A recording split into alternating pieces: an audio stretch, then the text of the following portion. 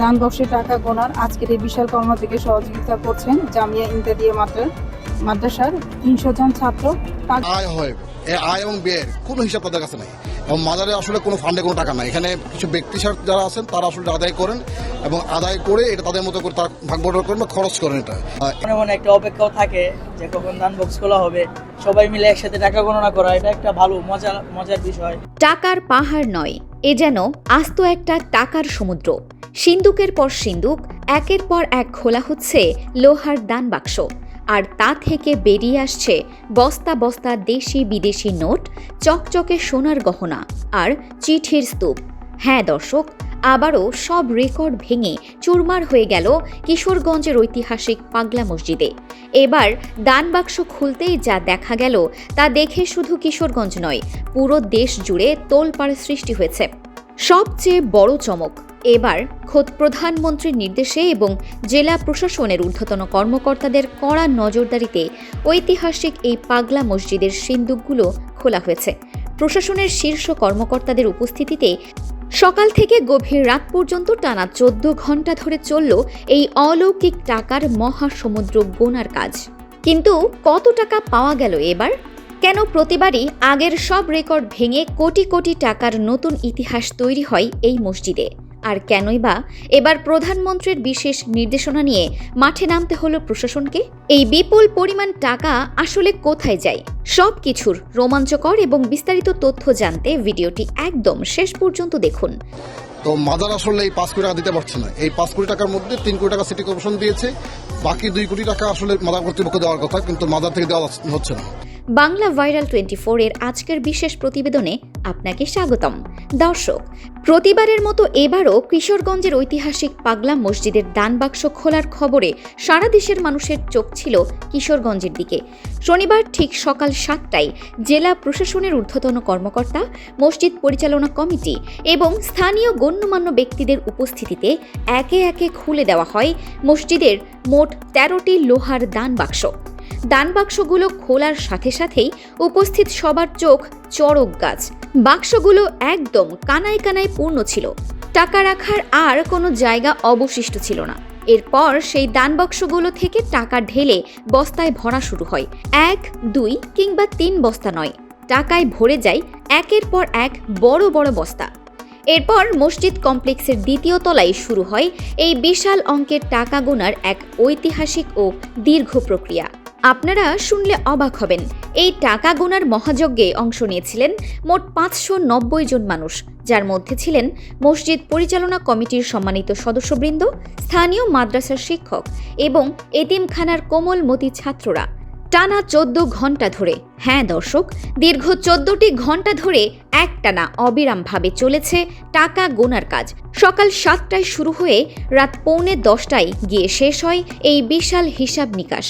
আর রাত 9:10টার দিকে কিশোরগঞ্জ সদর উপজেলা নির্বাহী কর্মকর্তা এবং পাগলা মসজিদ পরিচালনা কমিটির সদস্য সচিব মোহাম্মদ কামরুল হাসান মারুফ যখন চূড়ান্ত হিসাব ঘোষণা করেন, তখন পুরো দেশ স্তব্ধ হয়ে যায়। এবার দান বাক্সে পাওয়া গেছে নগদ 15,80,146 টাকা।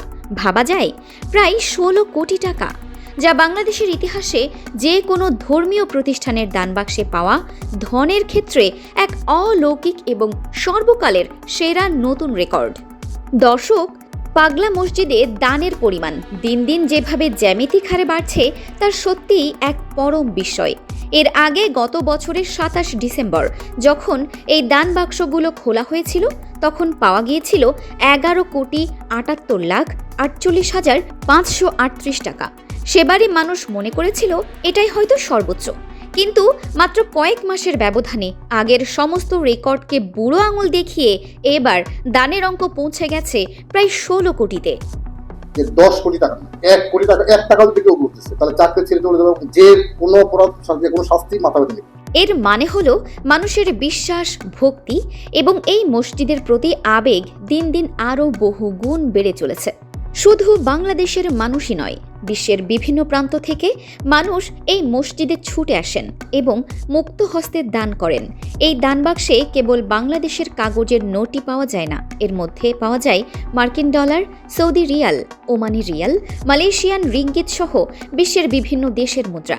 এর পাশাপাশি বিপুল পরিমাণ খাঁটি সোনার গহনা, রূপা এবং অসংখ্য মানুষের মনের আকুতি লেখা চিঠিপত্র পাওয়া যায় এই অলৌকিক সিন্ধুকে। এবার আসি সেই মূল বিষয়ে, যা নিয়ে পুরো দেশ জুড়ে তোলপাড় চলছে।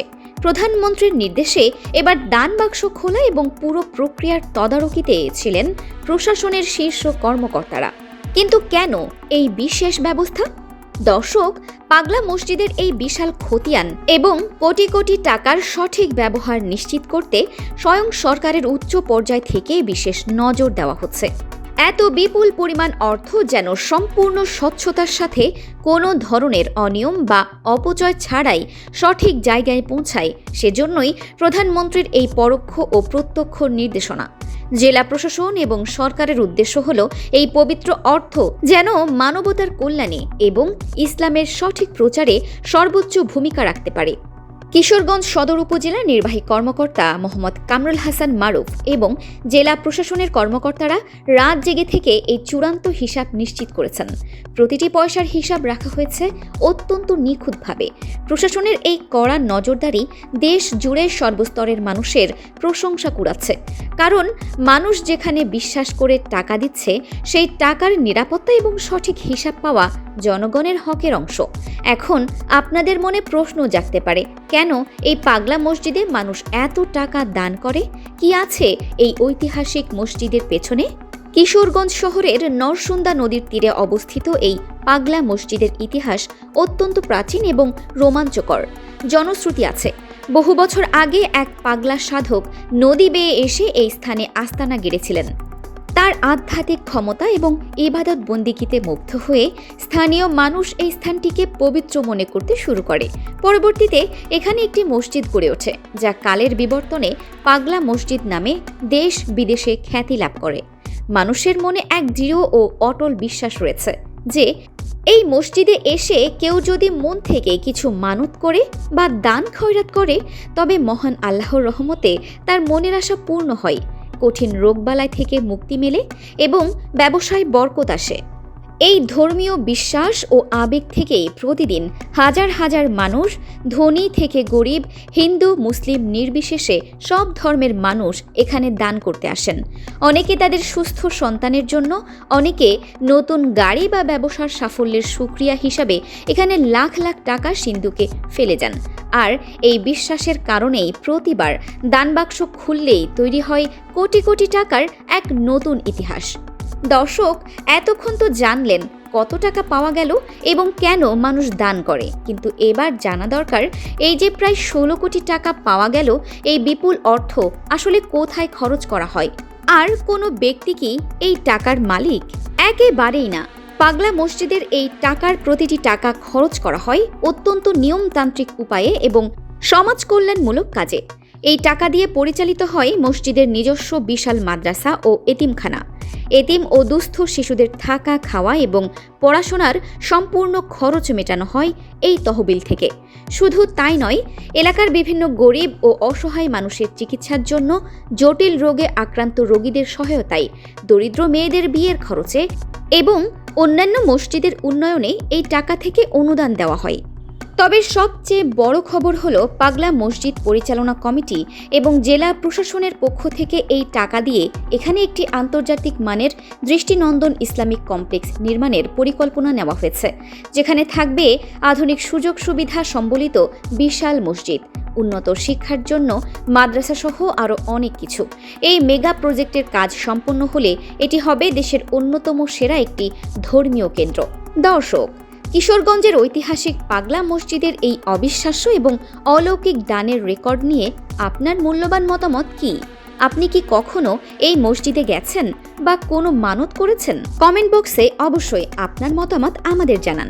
ভিডিওটি ভালো লাগলে একটি লাইক দিন এবং দেশবাসীকে এই অলৌকিক ও গৌরবময় খবরটি জানতে বেশি বেশি শেয়ার করুন। আর দেশ বিদেশের এমন সব রোমাঞ্চকর, ভাইরাল এবং সত্য ঘটনা সবার আগে জানতে আমাদের চ্যানেল বাংলা ভাইরাল 24 এখনই সাবস্ক্রাইব করে পাশে থাকা বেল আইকনটি বাজিয়ে দিন। আজকের মতো আমি বিদায় নিচ্ছি। দেখা হবে পরবর্তী কোনো সনাতন ও চাঞ্চল্যকর প্রতিবেদনে। ততক্ষণ পর্যন্ত সবাই ভালো থাকুন, সুস্থ থাকুন। আল্লাহ হাফেজ।